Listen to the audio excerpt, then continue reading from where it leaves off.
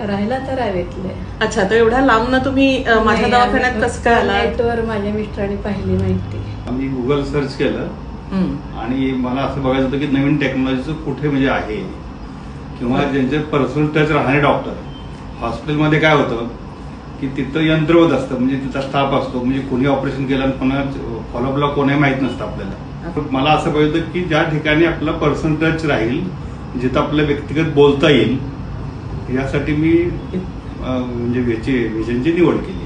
Okay. आणि तुम्हाला आल्यावर कॉन्फिडन्स वाटला त्या टेक्नॉलॉजीवर की आपण चष्मामुक्त होऊ शकू, ही टेक्नॉलॉजी करायला हवी? तुमच्या शब्दातच जाणवत होतं. आणि ऑपरेशन करताना सुद्धा आम्ही मोटिवेट होत होते, नाही आता होईल. परफेक्ट. आणि आज कसं वाटतंय? आता 24 तास झाले. झाले एकदम पूर्ण. परफेक्ट. तुम्ही असं म्हणू शकाल की तुम्ही चष्मामुक्त झालात?